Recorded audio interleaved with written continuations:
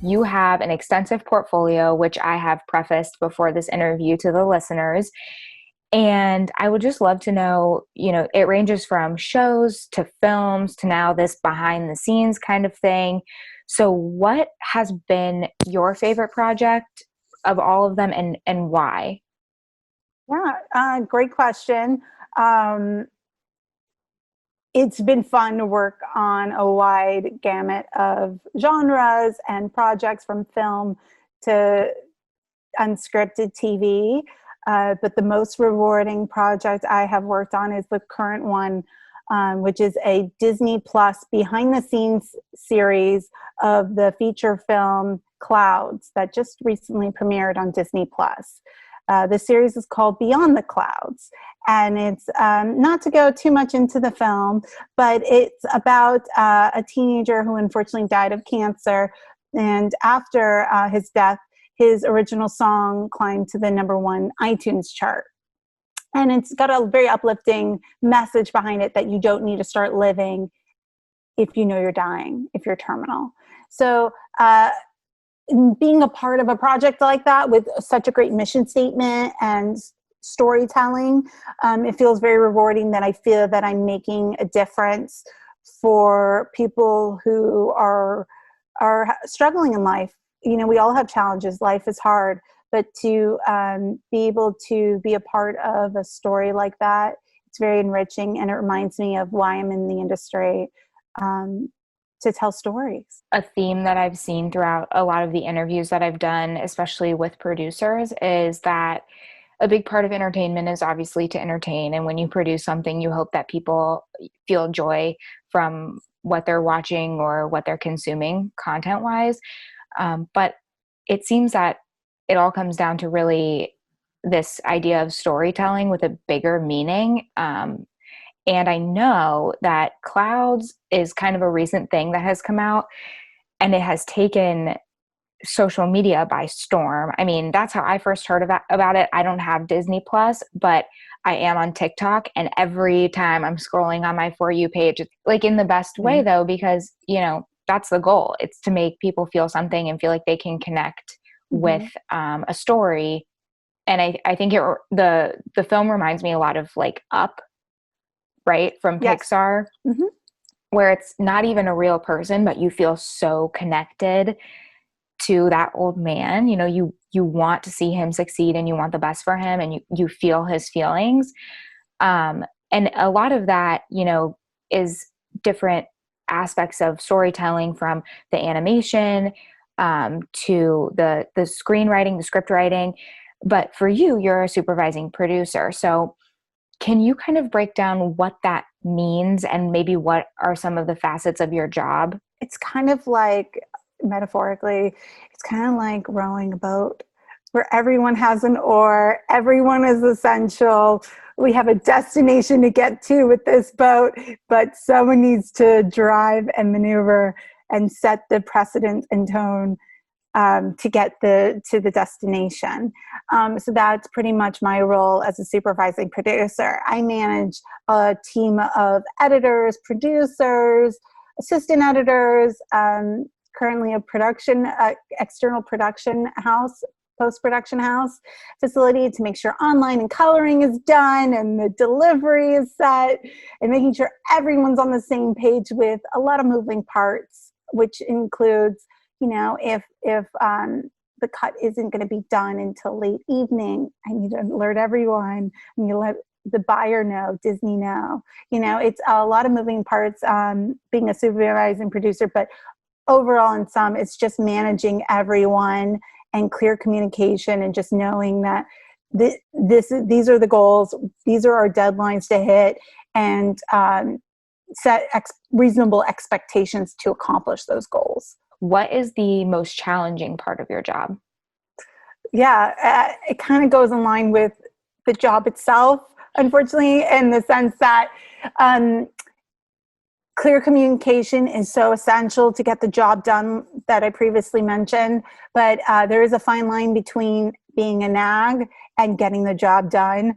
I'm sure no one wants to be told what to do and how to do it, but to make sure that everyone is aware of all the moving parts. It's just being in sync with everyone. And I joke about that in my emails to people. I'm like, I just want to be in sync with everyone, not like the band, just in sync. It's clear communication. And I think, what's challenging is learning people's strengths and weaknesses. Some people need hand holding and some people don't. And both are fine. It's not one person's better than the other. It's just knowing someone's strengths and weaknesses. So when to pull back and when to push a little harder to get the job done. So that's kind of a challenge in the role as a supervising producer when you're managing a large team and you have deadlines you need to hit. Right. And it sounds, I mean, like through your extensive background in, both television and film and different types, like with reality and documentary and just talking about like huge movies, that you've kind of learned how to maneuver that and find out who needs that hand holding and who is good on their own and how to communicate effectively. You do have this like huge background from Cake Boss to Shark Week to Real Housewives and everything else, in between. What is something that you could tell us about working on shows like that, or maybe, an experience in particular that really stood out that viewers would love to know, but would never get the inside scoop? What it takes to get the show on air. What is filmed is not necessarily how it looks in the end. All of the hands that have touched that content, from just from the field in transferring into post-production. As a story producer, I watched through all the raw hours and hours worth of raw footage to cull through it and then narrow it down into like a few minutes for the editor, and then internal reviews, and then the network or the buyer reviews it and notes it and makes changes. And we do several rounds of that before it actually makes it on air. So I'd say that, I think the average viewer at home doesn't realize how much work and creativity and details that go into making the best possible episode, and every minute of content that you're seeing on air. A lot of time and effort went into that from many people, and not everything, like I said, that came out in sequential order in the field is actually appearing on camera. Sometimes it's heightened based on notes and editorial creativity. So that's what I would say to a lot of people who are fans of Cake Boss or any of these franchise series or any series at home that you enjoy watching, that it's often heightened, but a lot of pride and joy went into making the best possible content. Yeah, I think that's important to keep in mind as well with franchises where there's a lot of judgment on the characters or those depicted. I mean, what comes to mind is, as we're, talking about editing and heightening moments for TV, would be like Real Housewives. And you have experience with that. I think a lot of times during reunions and such, they'll say, I was depicted in this way, but it didn't happen that way. And that's kind of important to keep in mind as a viewer, just that, your job as a producer, the network's job, is to make it as entertaining as possible. Even if that means cutting out bits that might have, made one character look better in the moment. It's like, that's not what the viewer wants. That takes away from the drama. So you got to think about that going into these reunions and going on to social media to tweet at somebody or say something to somebody. Because at the end of the day, although it's unscripted, it still is for entertainment purposes, right? I can say, coming from the network, I worked at TLC and Discovery Channel, where I was watching these shows before they made it to air and giving these editorial notes and comments and suggestions on how to improve and heighten the drama and storytelling. And one of the notes, at least on TLC side, this isn't for every network, this isn't from every buyer, but one of their major notes was, you don't want to make any of the talent look bad. And Bravo is a different beast in the sense that it thrives off of the drama. But in the end of the day, they said this, what they said on camera. That wasn't produced or manufactured. What you said on camera was filmed and documented. Now, maybe the order of what you said was manufactured. Maybe you didn't say X, Y, and Z on that day. Maybe you said it before. Maybe you said it after. But at the end of the day, you are telling a story. And if you need to shift the order around and use different reactions to heighten the drama or storytelling, that is often produced on our end as producers and storytellers. I am curious, now that we're talking about unscripted television, how much of the footage would you say is actually used in the show? Oh yeah, good question. Budgets are getting tighter and tighter, so an effort to make use out of all the content is much more focused with a fine comb, and I have found in recent years that the footage that lands on the cutting room floor that we don't use for air is getting less and less. But I can tell you there's been definitely many days worth of shooting that never made to air because either the scene didn't work out, the storytelling didn't pay off. So it just varies. To answer your question, it just varies on the type of show that you're producing in order to use all of the footage that didn't make it into air, all the cutting room floor content. And now they're doing reloads or watch parties, and they're trying to, the networks and buyers are trying to infuse and give more life to older content, so they might include some of that cutting room floor scenes or deleted scenes, as you want to call them. But more and more people are just making sure that they use all of the content, if it's not just 1 or 2 days worth of 1 or 2 scenes worth of content that didn't make it in air. That's interesting. I have noticed an uptick in kind of these look backs and things like that on specific networks. And I guess I didn't correlate the two of, maybe we're just like really trying to push this content that didn't make it because of, the uncertain times that we're in and we need more content. I know that for the Real Housewives, at least, they're having, after their reunions, which they've stretched out into usually 3 parts now, they have an additional behind the scenes, you didn't see this type of episode, then that's all that is included. So I think they're able to do that obviously with the Real Housewives, and I think it's because they have a very long season. They have usually 13 episodes in their run, so not all the content's going to make it in air. So they do have a lot more footage that didn't make it to air than I'd say the average show that's only 6 to 10 episodes at most. What goes into it? I can't imagine a camera following me around all day. You would barely get anything, especially now during these times. I'm sure it's harder than ever now to create a show where you're just following people's lives because people aren't really doing much right now. When we initially connected for this interview, you had noted that one of your passions is mentoring others. And now more than ever, people could use mentors, especially in the entertainment industry, when it's harder now to get into this industry as there's less work. So what is a piece of advice that you have for somebody who's looking to enter this industry? I would say do what you're doing. You have to be inventive. If you want something, if you want that job, you have to be hungry for it, whether that is teaching yourself how to do the job learning. There's a ton of free software. YouTube is there. You can learn so much to help sell your skills, your knowledge, and be better equipped when that job opportunity comes your way.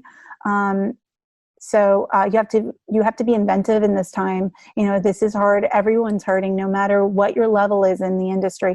Everyone is hurting from this recession and pandemic. No one is unaffected. So that being said, you do have to be creative and inventive in the sense of doing the job that you want to do. If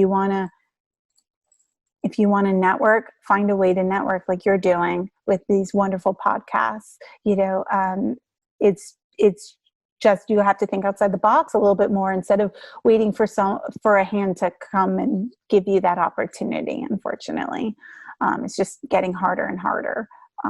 But I'd say being inventive, trying to do the job that you want to do on your own time, and learning how to do that job, and then networking. That you never know who knows someone, and when you have downtime, follow up with that person, because this industry is built on who you know. Yeah, so true. It definitely is. And it's interesting the way that you phrased that, because it's like, you know, you want to be in a creative field. So the best thing to do right now is to use your creativity and hone it into manifesting what you want out of the industry long term. Well, you're bettering your time. You know, that's what we all have to do at this time. We have to make the use that we have. Unfortunately, if it's not in the field or doing the job that you had hoped to do, you're maximizing your efforts and knowledge now. So when we come out of this pandemic, you rise on top because you have all this experience. Yeah, and it makes a better use of your time as far as just joy. I think, you know, if I wasn't doing this, I wouldn't really be doing anything. And this is something that I love to do. So at least top of building up the resume, it's also like getting to connect with people like you and hear stories and share stories and just walk away at the end of the day feeling better. That's like such a happy note. So I want to kind of add to that happiness and end with a fun question for you. So I talked about a little bit in your bio how you were part of the Emmy Award-winning film Penguins, WADDLE All the Way with Jane Lynch. And I'm curious, since you work so closely with animals, what your spirit animal is. Oh my gosh. Love me some spirit animals. Now, I'm sure a lot of people would say this, but I feel very strongly connected to dogs. And I think that in another life, I was a dog. So I would say my spirit animal is a dog. I just feel like a connection with them. I can't explain it. I feel much more of a connection with dogs than I do with humans. I see a dog on the sidewalk, I gotta say hi. And some dogs I can sense are not as friendly as others, or shy, whatever. But they, you know, they're beautiful creatures, and I don't know, dogs resonate with me. A dog is not my spirit animal, but I do understand the love for them. And during my time in college, I actually volunteered at the Humane Society, our shelter in my small town where I went to college. And I think that I kind of have that mind reading power too, where I'm like, okay, you don't want me to come around you. I can tell. I'll back off a little bit, you know? So yeah. I agree there. I feel like it's easier to read dogs than humans. Oh, it absolutely is. From my experience, at least, I get them. You know? No, to close out the interview, I always end with something positive to cheers to, something great going on in the world. Today is a huge day.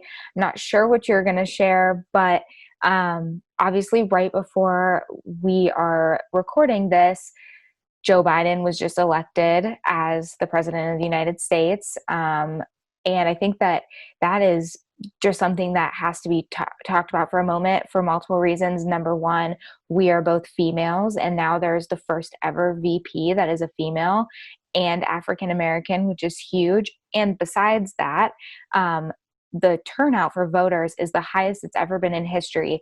And I just want to note that that was not just votes for Joe Biden. That was also votes to elect a female into the VP position. So it's a huge win for across the board. That's what I'm cheersing to today. Ditto. I'm Yeah. toasting with you. This is a monumental day, no matter who you voted for, this was a very unique and historical year. A lot went into this year, and I'm really looking forward to the next 4 years. And to see what will come from Biden's team and the campaign. And I worked on Hillary Clinton's campaign, and it felt so good to see a female role model in the shoes of a potential commander in chief. So to have that as a VP, I'm very humbled and excited, especially with her background and nationality. But the other note I would like to say to leave on is that I'm going to be starting a mentorship group on Facebook that I'd invite you and your listeners to be a part of. It's not launched yet, but I'm in beta and I will be launching it. And if you have any interest, I encourage you to reach out to me on Facebook and or through you, and you can give them my email and I could put everyone in touch. But I hope to pay it forward the way you are with your podcast and enlightening others and informing everyone of how to be better, how to do better, how to get to your goal in this industry. Everyone should get that dream job. And so I'm hopeful that this mentor Facebook group will help everyone. A lot of people would love to just get a mentor and be surrounded by a community of people who are also looking, to share ideas and help each other. So that's awesome. I'll cheers to that. Oh, yeah. It was so nice talking with you. And I'd love to stay in touch with you and help you and any of your listeners because, like I said, it's all about paying it forward. And I hope that this mentor program can help lift people's spirits and know that we're all in this together at the end of the day. Thank you for coming on the show. I had so much fun talking to you and getting some behind the scenes kind of, info. Thank you for having me. I appreciate your time and interest. Yes, thank you for coming on.